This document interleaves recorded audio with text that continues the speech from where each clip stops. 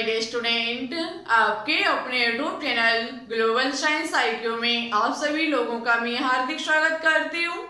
इसी के साथ साथ आप सभी लोगों को गुड आफ्टरनून। तो जैसा कि आप सभी लोगों ने थंबनेल में देख ही लिया होगा, मैं दिशा यादव आज आपके लिए हेलो एल्केन का पार्ट नंबर 2 लेकर के आई हूँ, जिसमें आज हम आपको हेलो एल्केनों का नामकरण किस प्रकार से किया जाता है इसके बारे में जानकारी देने वाली हूँ। आज की क्लास थंबनेल पर लिखे हुए सभी एग्जाम के लिए बहुत ही इम्पोर्टेंट एंड कीमती क्लास है। और उससे पहले यदि अभी तक आपने हेलो एल्केन का पार्ट नंबर 1 नहीं देखा है तो एक बार ऑर्गेनिक केमिस्ट्री की प्लेलिस्ट में जाकर के जरूर देखिए, बहुत ही इम्पोर्टेंट है पार्ट नंबर 1। जब तक आप पार्ट नंबर 1 नहीं देखोगे, पार्ट नंबर 2 आपको बिल्कुल भी समझ में नहीं आएगा और इसे देखने से आपको कोई फायदा भी नहीं मिलेगा। साथ ही साथ और अभी तक हमने आपको ऑर्गेनिक केमिस्ट्री में पिछली जो भी जानकारी दी वो सभी बेसिक जानकारी थी, ठीक है। ऑर्गेनिक केमिस्ट्री की आपको सबसे पहले बेसिक जानकारी पता होनी चाहिए। अब हम आपके चला रहे हैं चैप्टर, ये हमारा फर्स्ट चैप्टर है ऑर्गेनिक केमिस्ट्री का। इसी प्रकार से हम आपके हर एक चैप्टर को कंप्लीट कराएंगे एग्जाम तक, और साथ ही साथ आपके यहाँ से बनने वाले हर एक पॉइंट को आपके तक हम पहुंचाने की पूरी कोशिश करेंगे।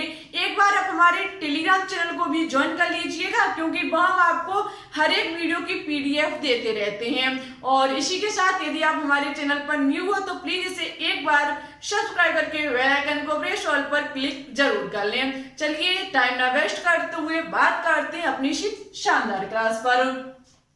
देखो, जैसा कि आप सभी लोगों को पता है, हमने पार्ट नंबर 1 में आपको बताया कि हेलो एल्केन कहते किसे हैं। उसके बाद हमने आपको हेलो एल्केन का वर्गीकरण किया, वो भी 2 प्रकार से, ठीक है। आज हम बात करने वाले हेलो एल्केन का नामकरण। हेलो एल्केन का जो नामकरण किया जाता है वो 2 पद्धति पर किया जाता है। एक तो हमारी कॉमन सिस्टम होता है और सेकंड हमारा IUPAC सिस्टम होता है, जिसे कहा जाता है निरर्थक या सामान्य पद्धति। ये हमारी कॉमन पद्धति है और ये हमारी IUPAC पद्धति है। आपको IUPAC पद्धति आती भी होगी, क्योंकि हम आपको IUPAC नामकरण करना बहुत अच्छे से सिखा चुके हैं। लेकिन सबसे इंपॉर्टेंट है कॉमन सिस्टम, आपके लिए सबसे इंपॉर्टेंट है कॉमन सिस्टम, क्योंकि कॉमन सिस्टम से एग्जाम में क्वेश्चंस भी बनते हैं। कैसे बनते हैं उस हर एक क्वेश्चन को हम यहाँ पर सॉल्व कराएंगे, आपके तक पहुंचाएंगे, तो वीडियो को कंप्लीट वॉच करते रहना, ठीक है। देखो, जैसे कि सबसे पहले हम बात करेंगे इस फर्स्ट पर।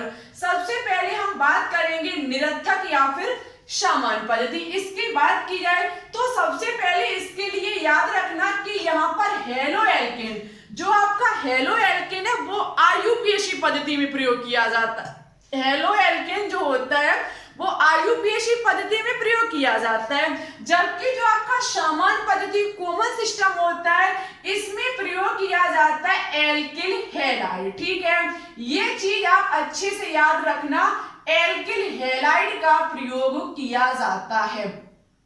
जो आपके हेलो एल्केन है, हमने आपको पिछली क्लास में बताया था कि नहीं हेलो एल्केन या फिर एल्किल हैलाइड भी कहा जाता है।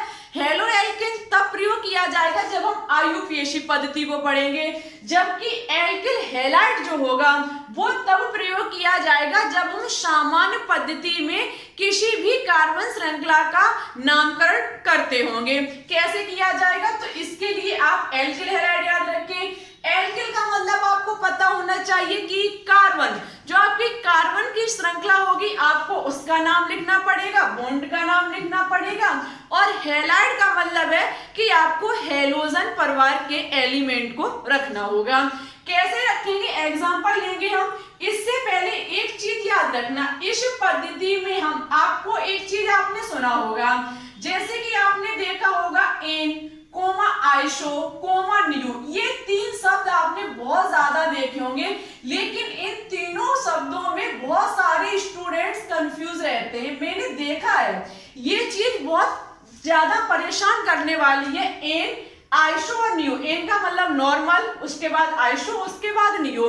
ये तीनों शब्द किस कार्बन श्रृंखला में प्रयोग किए जाते हैं, कहां पर किए जाते हैं, आपको आज हम यही जानकारी देने वाले। इससे एग्जाम में क्वेश्चंस पूछे जाते हैं। आपको कोई आपको कार्बन श्रृंखला दे दी जाएगी और पूछा जाएगा इसकी सामान्य पद्धति में नामकरण कीजिए। आपको ये शब्द लगाने होंगे एम, नॉर्मल, आइसो और न्यू। कैसे लगाओगे, वीडियो को अंत तक वॉच करना, आ जाएगा आपको अच्छे से समझ में।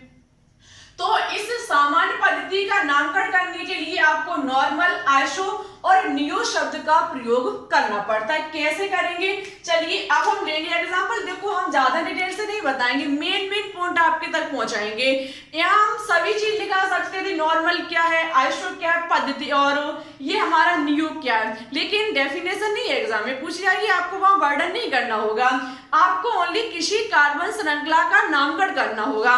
वो कैसे करेंगे, डायरेक्ट उसी पर बात करेंगे।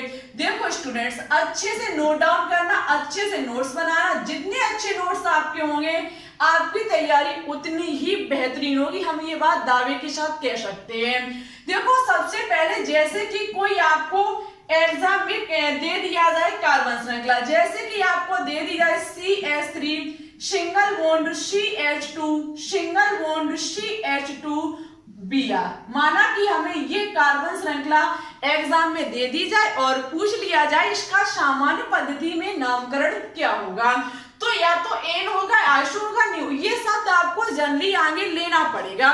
कहाँ लेगा वो हम आपको बताएंगे। जैसे कि आपको सेकंड कोई कार्बन श्रृंखला दे दी जाए, सेकंड कार्बन श्रृंखला आपकी कुछ इस प्रकार से CH3 single bond CH single bond Br और सिंगल बॉन्ड CH3, ठीक है, ये आपको दे दी जाए। या फिर एग्जाम में आपको कोई इस प्रकार से कार्बन श्रृंखला दे दी जाए और आपसे पूछ लिया जाए कि इसका सामान्य पद्धति में नामकरण क्या होगा, तो आप इस चीज को कैसे सॉल्व करेंगे। IUPAC की बात की जाती तो इसे आप चुटकियों में सॉल्व कर देते, क्योंकि हम IUPAC नामकरण आपको बहुत अच्छे से क्लियर करा चुके हैं। लेकिन सामान्य पद्धति में क्योंकि ये मुझे तीन शब्द नॉर्मल, आइसो और नियो, ये तीन लेने होंगे हर हालत में। इन तीनों का कहाँ प्रयोग किया जाएगा तो ध्यान से सुनना।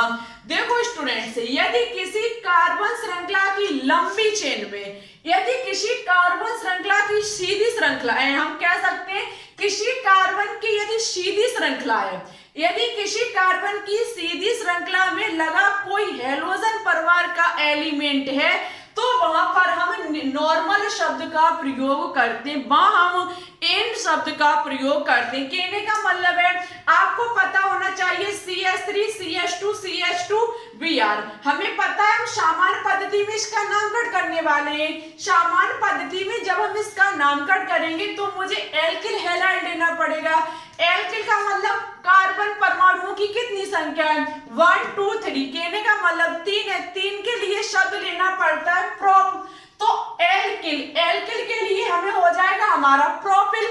जैसे कि हमें पता है कि एल्किल हैलाइड मुझे यहाँ पर लेना है, हेलो एल्केन का नामकरण हम कर रहे हैं, जबकि सामान्य पद्धति में जब हम इसका नामकरण करेंगे तो मुझे इसकी जगह एल्किल हैलाइड करके नामकरण करना पड़ेगा। एल्किल का मतलब होगा कि कार्बन परमाणुओं की संख्या कितनी है। यहाँ पर इस श्रृंखला में 3 कार्बन परमाणु है, 3 कार्बन परमाणु होने पर हम प्रोप शब्द का प्रयोग करते हैं और बाद में मुझे जोड़ना पड़ेगा कि, तो मेरा हो जाएगा प्रोपिल, ठीक है, हमारा हो जाएगा प्रोपिल। हम लिख देंगे यहाँ पर प्रोपिल। उसके बाद हम क्या करेंगे कि कोई हैलाइड का मतलब है कि कोई हैलोजन परिवार का एलिमेंट होगा।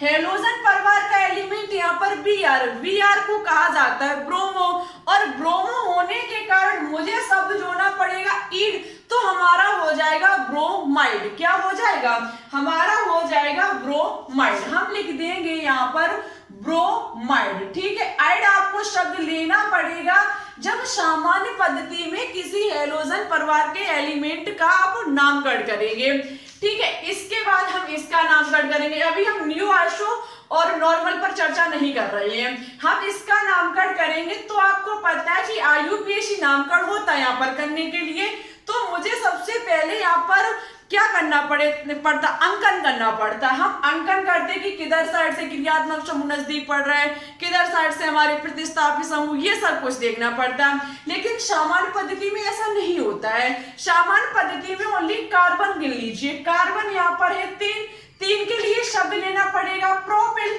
ठीक है। 3 के लिए यहाँ पर कौन सा शब्द लेना पड़ेगा? प्रोपिल, क्योंकि हम एल्किल को लेकर के, एल्किल हैलाइड को लेकर के नामकरण करेंगे तो 3 के लिए होता है प्रोप, और प्रोप के लिए हम बाद में जोड़ेंगे इल, तो हमारा हो जाएगा प्रोपिल, ठीक है। ब्रोमीन जुड़ा हुआ है तो हमारा हो जाएगा ब्रोमाइड। इतनी चीज आई होप आपकी अच्छे से क्लियर हुई होगी। जबकि यहाँ पर बात की जाए तो यहाँ पर भी हमारा सामान्य पद्धति है, तो कार्बन 1 2 3 4 कार्बन के लिए शब्द लेना पड़ता है ब्यूट, ब्यूट, और हमें जोड़ना क्या है? इल, तो हमारा हो जाएगा ब्यूटिल, ठीक है, ब्यूटिल। उसके बाद ब्रोमीन जुड़ा हुआ है तो हमारा हो जाएगा ब्रोमाइड। ये चीज अच्छे से क्लियर करना। एक बार हम अपनी बात को फिर से दोहरा रहे हैं। हम कर रहे हैं हेलो एल्केनो का हेलो एल्केनो का नामकरण। हेलो एल्केनो का नामकरण 2 पद्धति में किया जाता है, एक तो कॉमन सिस्टम, दूसरा हमारा आईयूपीएसी सिस्टम। आपका जो सामान्य पद्धति है इसमें हेलो एल्केनो का जब हम नामकरण करते हैं, हेलो एल्केनो का मतलब ये होता है ऐसी श्रृंखला जिसमें हेलोजन और एल्केनोन, कहने का मतलब है हेलोजन और हमारे जो एल्केनो आपको पता होने चाहिए, जैसे कि हमारा मेथेन हुआ, एथेन हुआ, ठीक है, ये हमारे जुड़े हों, ठीक है। किसी हम कह सकते हैं किसी हाइड्रोकार्बन, किसी एलिफेटिक हाइड्रोकार्बन के हाइड्रोजन को हटा करके जब हम हेलोजन परिवार के एलिमेंट को जोड़ देते हैं तो उसे ही हेलो एल्केन कहा जाता है।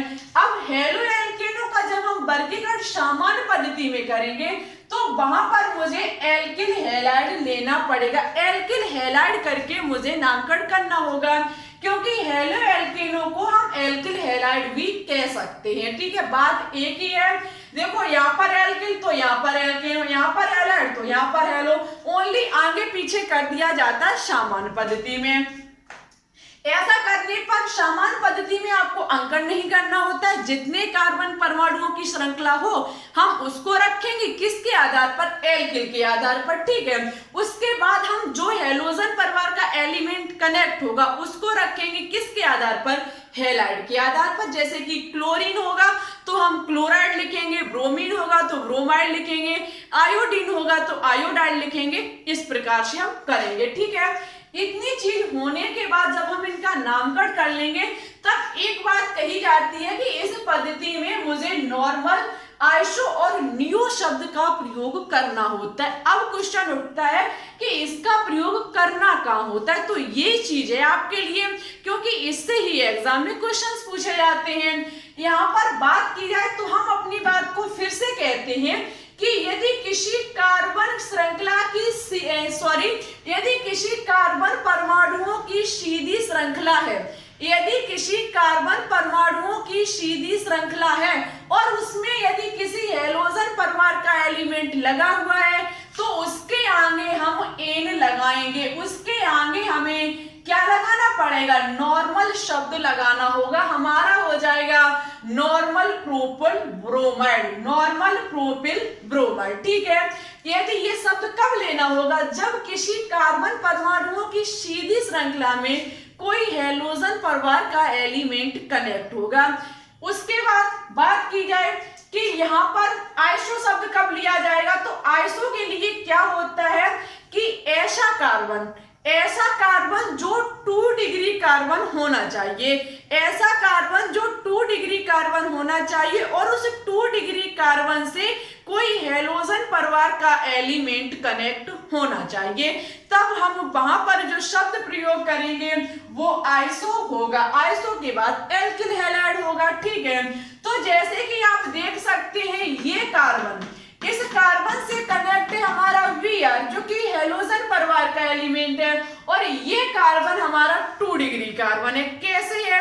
तो आप देख सकते हैं ये कार्बन जो है वो 2 कार्बन श्रृंखलाओं से कनेक्ट है, और जब कोई कार्बन 2 कार्बन श्रृंखलाओं से या फिर 2 कार्बन से कनेक्ट होता है उसको 2 डिग्री कार्बन कहा जाता है। पिछली क्लास में हम बता चुके हैं। तो ये हमारा 2 डिग्री कार्बन, इससे हमारा हाइड्रोजन परिवार का एलिमेंट कनेक्ट है। हम कह सकते हैं कि ये हमारा आइसोप्रोपिल ब्रोमाइड होगा। आइसो और ये नॉर्मल और ये आपका न्यू। अत्यंत महत्वपूर्ण आपके एग्जाम के लिए क्वेश्चन बहुत अच्छे खासे पूछे जाते हैं। यहाँ पर बात की जाए तो न्यू शब्द का प्रयोग कब किया जाता है कि ऐसा कार्बन जिससे कोई हैलोजन परिवार का एलिमेंट कनेक्ट है वो कार्बन 3 डिग्री कार्बन होना चाहिए। जिस कार्बन से हैलोजन परिवार का एलिमेंट कनेक्ट है वो हमारा 3 डिग्री कार्बन होना चाहिए। ये 3 डिग्री कार्बन है, आप कह सकते हैं बिल्कुल, क्योंकि ये हमारा 3 कार्बन श्रृंखलाओं से कनेक्ट है और चौथी इसकी श्रृंखला जो होगी वो Br होगी। जब कोई कार्बन 3 कार्बन श्रृंखलाओं या फिर 3 कार्बन से कनेक्ट होता है उसको 3 डिग्री कार्बन कहा जाता है। ये 3 से कनेक्ट है तो हम यहाँ पर नियो शब्द का प्रयोग करेंगे। मुझे उम्मीद है कि आप सभी लोगों को ये चीज बहुत ही अच्छे से क्लियर हुई होगी। मन में किसी भी प्रकार का डाउट हो तो कमेंट बॉक्स में कमेंट करके बता दीजिएगा। हम आपको नेक्स्ट क्लास में समझाने की पूरी कोशिश करेंगे। और ये जरूर बताना कि आपने इससे पहले कभी नॉर्मल, आइसो और नियो को पढ़ा है, कभी आपने इतने आसान तरीके से सीखा। ये चीज हम जब हमने बहुत ज्यादा इसमें माइंड लगाया तब ये चीज मुझे कहीं जा करके सही साबित लगी कि हाँ ऐसा ही है। और फिर हमने बहुत ज्यादा इस चीज को खोजने की कोशिश की, तब ये मुझे कहीं जा करके जब मैंने 2-3 बुकों को खोजा तब मुझे ये चीज बिल्कुल अच्छे से प्रूफ हुई कि जब कोई 2 डिग्री कार्बन से जब bromine connect, chlorine, fluorine, iodine connect होगा तो आइसो शब्द लिया जाएगा। ठीक है, ऐसे जरूरी नहीं है कि हैलोजन परिवार का ही एलिमेंट हो, कोई अन्य एलिमेंट भी हो सकता है। लेकिन जब हम हेलो एल्केनों में वर्णन करें तो हम यही बात कहेंगे। और नियो कब लेना पड़ता है? जब हमारा 3 डिग्री कार्बन से कोई हैलोजन परिवार का एलिमेंट कनेक्ट हो। इसी के साथ साथ आज के कमेंट बॉक्स में कमेंट करके ये जरूर बताना कि इतनी चीज आपको इससे पहले कभी इतनी आसान तरीके से पता चली है। आज के कमेंट बॉक्स में कमेंट करके जरूर बताना जिससे मुझे भी कुछ पता हो। ठीक है, तो देखें कौन ऐसे स्टूडेंट्स हैं जो कमेंट करते हैं और बताते हैं कि हाँ आज मैंने पहली बार इस चीज को इतनी आसान तरीके से पढ़ा। और इससे आपने क्वेश्चंस भी देखे होंगे। एनसीईआरटी केमिस्ट्री उठाकर देखना, उसमें एक मेडिकल करके दिया जाता है आपको टेस्ट, कुछ क्वेश्चंस दिए जाते हैं, उसमें ऐसे क्वेश्चंस पूछे जाते हैं। ठीक है, तो ले लीजिए स्क्रीनशॉट। हम आगे बात करते हैं। आगे हम किस पर बात करेंगे तो वो होगा हमारा आईयूपीएसी पद्धति। ठीक है, आईयूपीएसी पद्धति बहुत ध्यान से समझना, ये आसान है, ज्यादा डिफिकल्ट नहीं है। डिफिकल्ट ये भी नहीं थी, लेकिन इससे पहले आपको शायद डिफिकल्ट लगती होगी, लेकिन अब शायद इतनी डिफिकल्ट नहीं रही होगी। और आईयूपीएसी तो चुटकियों वाला काम है, पहले भी आप सीख चुके हैं। देखो आईयूपीएसी पद्धति की बात की जाए तो इसमें देखना आईयूपीएसी पद्धति में हेलो एल्केन ही नाम किया जाता है। आईयूपीएसी पद्धति में कौन सा शब्द लेना पड़ता है? Halo alkane. हेलो एल्केन, ठीक है, हेलो एल्केन। हेलो का मतलब हैलोजन परिवार का एलिमेंट और एल का मतलब कार्बन परमाणुओं की श्रृंखला और केन का मतलब बॉन्ड होगा कि कौन सा बॉन्ड हमें यहाँ पर लगाना होगा। इतना हो गया, कोई भारी यहाँ पर कोई दिक्कत नहीं। ओनली आपको जब कोई कार्बन श्रृंखला एग्जाम में दे दी जाए और उसका आईयूपीएसी नामकरण पूछ लिया जाए तो सबसे पहले आपको क्या करना पड़ेगा? उस कार्बन श्रृंखला का अंकन करना पड़ेगा। अंकन किधर साइड से किया जाएगा हम डायरेक्ट एग्जाम्पल पर बात करेंगे, क्योंकि डेफिनेशन से तो कोई मतलब ही नहीं है। एग्जाम में आपको किसी चीज का वर्णन नहीं करना है, ओनली एग्जाम्पल दिए जाएंगे, उन्हीं का नामकरण करना होगा। देखो कल आपकी क्लास नहीं हो पाई, आपको पता है कि कल से बहुत ज्यादा मौसम खराब है, आज भी बहुत ज्यादा मौसम खराब है, फिर भी हम आपके लिए क्लास लेकर के आए। और अभी फिलहाल ज्यादा तो मौसम खराब नहीं है, थोड़ा बहुत है और थोड़ी धूप भी निकल आई है, तो मैंने आपकी क्लास लेने की कोशिश की, लेकिन लग रहा है कि शाम तक फिर बारिश होगी। यदि इवनिंग में फिर से शाम को यदि बारिश हुई तो आज हम आपकी शाम वाली क्लास भी नहीं ले पाएंगे। ठीक है, क्योंकि बारिश में फिर आवाज आती है रूम पर, क्योंकि ये छत पर हमने वीडियो बना रहे, छत पर रूम है उस पर बनाते हैं, तो इसलिए बारिश की आवाज आती है। यदि आपकी शाम को बारिश नहीं हुई तो हम पक्का आपको 500 क्वेश्चंस की सीरीज आज शाम को फिनिश करवा देंगे। आपकी 500 क्वेश्चंस की सीरीज में बचे हुए जो भी क्वेश्चंस होंगे आज इवनिंग में खत्म हो जाएंगे। मौसम के हिसाब से काम किया जाएगा। यदि मौसम सही रहा तो हम बिल्कुल अपलोड करेंगे वीडियो को, और मौसम सही ना रहा तो सॉरी, ठीक है। तो देखो यहाँ पर एक आपको ये दिए जाएगी और पूछ लिया जाएगा कि इसका आयुपीएसी नामकरण कीजिए। जब आपको इस प्रकार से आयुपीएसी नामकरण करना हो तो सबसे पहले आप क्या करें, इसका करें अंकन। अंकन किधर साइड से किया जाएगा, तो अंकन उधर साइड से किया जाएगा जिधर साइड से आपका हेलोजन परिवार का एलिमेंट नजदीक पड़ता हो। इससे पहले आयुपीएसी नामकरण में आपने पढ़ा होगा कि जो अंकन किया जाता है वो उधर साइड से किया जाता है जिधर साइड से क्रियात्मक समूह नजदीक हो, उसके बाद डबल बॉन्ड, उसके बाद ट्रिपल बॉन्ड, उसके बाद शायद प्रतिस्थापी समूह। लेकिन आपको यहाँ किसी प्रकार का डबल बॉन्ड, ट्रिपल बॉन्ड और क्रियात्मक समूह नजर नहीं आ रहा है, तो अंकन उधर साइड से किया जाएगा जिधर साइड से हेलोजन परिवार का एलिमेंट नजदीक पड़ता हो।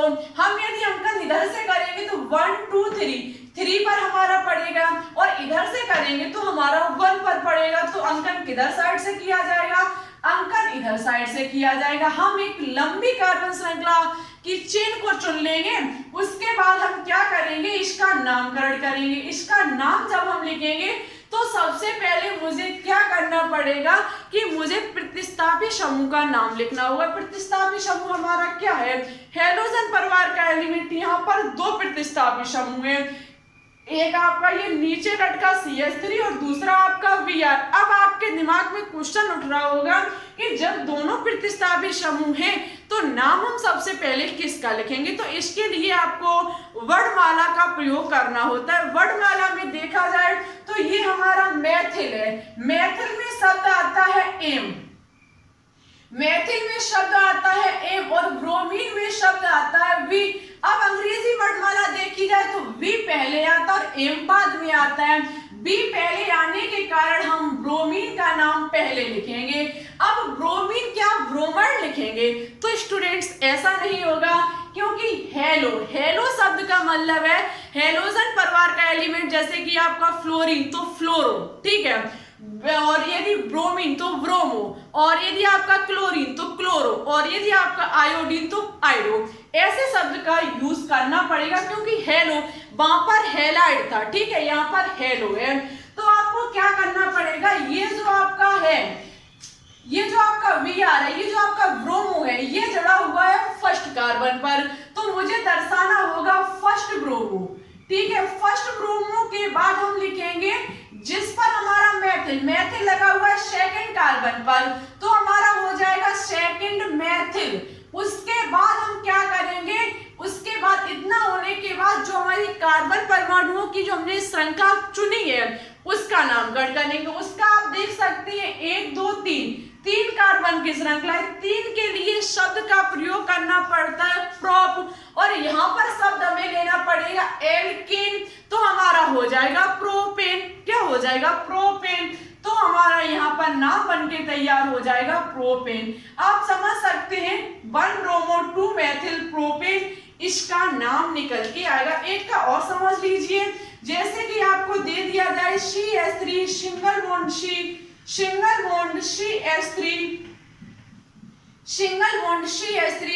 Bond Br। यदि इसका नामकरण सामान्य पद्धति में दिया जाता तो आप इसका नामकरण क्या करते, नियोप्रोपिल ब्रोमाइड, ठीक है, या फिर हम इसे तृतीयक प्रोपिल ब्रोमाइड भी कह सकते हैं। लेकिन आयुपीएसी में इसका नामकरण की बात की जाए तो आपको क्या करना पड़ेगा, अंकन करना पड़ेगा। अंकन उधर साइड से किया जाएगा जिधर साइड से ये नजदीक पड़ता हो। अंकन हम करेंगे जैसे कि 1 2, तो 2 कार्बन की लंबी श्रृंखला, और अंकन करें 1 2 3 तो हमारी 3 की श्रृंखला। लेकिन आपको अंकन जो किया जाता है वो ऐसा चुनना पड़ता है जो पूरी कार्बन परमाणुओं की जो आपको श्रृंखला दी जाएगी उसमें सबसे लंबी चेन मुझे प्राप्त हो। यदि हम अंकन इधर साइड से करें तो हमें लंबी चेन पड़ेगी, चाहे हम इधर साइड से करें तब भी हमें ऊपर से करें चाहे नीचे से करें, बात एक ही है। जैसे कि हम ऊपर से कर लेते हैं 1 2 3, ठीक है। अब हम क्या करेंगे, इसका नाम लिखेंगे। नाम लिखने के पहले सबसे पहले यहाँ पर ये मेथिल भी कनेक्ट है और ब्रोमीन भी कनेक्ट है। तो अभी हमने बताया सबसे पहले क्या लिया जाएगा, ब्रोमीन। तो किस पर उपस्थित है, 2 कार्बन पर, तो हमारा हो जाएगा 2 ब्रोमो। 2 ब्रोमो होने के बाद हमारा 2 पर ही क्या कनेक्ट है, 2 पर ही हमारा मेथिल समूह जुड़ा हुआ है, तो 2 मेथिल हो जाएगा। उसके बाद आप देख सकते हैं 3 की चेन है, तो 3 के लिए शब्द का प्रयोग करना पड़ता है प्रोप, हमारा हो जाएगा प्रोपेन, ठीक है, हमारा हो जाएगा क्या, प्रोपेन। इस प्रकार से हम IUPAC पद्धति में नामकरण करते हैं किसी हेलोजन परिवार के एलिमेंट यदि किसी भी एल्केन समूह से कनेक्ट है, मींस हेलो एल्केन का। अब आपके लिए एक क्वेश्चन होमवर्क में है जिसका आंसर आपको हमारे कमेंट बॉक्स में कमेंट करके देना होगा। क्वेश्चन है कि CH3 single bond C, single bond CH3, single bond CH3, single bond CH2, उसके बाद आपका है CH2I। इसका आपको बताना होगा IUPAC नाम। आपको इसका IUPAC पद्धति में नामकरण हमारे कमेंट बॉक्स में कमेंट करके बताना होगा। यदि आपने पिछली क्लासें जो हमने IUPAC की बताई वो आपने यदि देखी होंगी और आज की क्लास आपने अच्छे से कंप्लीट देखी होगी तो इसका आंसर आप हमारे कमेंट बॉक्स में पक्का दे लेंगे। यदि IUPAC नामकरण अच्छे से नहीं पढ़ा होगा तो आपको इसमें आंसर देने में थोड़ी तकलीफ भी हो सकती है, ठीक है। तो आज की क्लास कैसी लगी कमेंट बॉक्स में कमेंट करके जरूर बताएं। मौसम ज्यादा सही ना होने के कारण हमें वीडियो को छोटा सा ही बना, वैसे वीडियो हम 30+ वीडियो कंप्लीट करने का मतलब है 40 मिनट प्लस की बनाने का मेरा इरादा था, लेकिन मौसम ज्यादा ठीक ना होने के कारण हम आपको छोटी वीडियो ही दे पाए, लेकिन फिर भी जितना भी दिया आपके लिए अच्छा था। वीडियो अच्छी लगे तो लाइक कीजिएगा, दोस्तों के साथ शेयर कीजिएगा।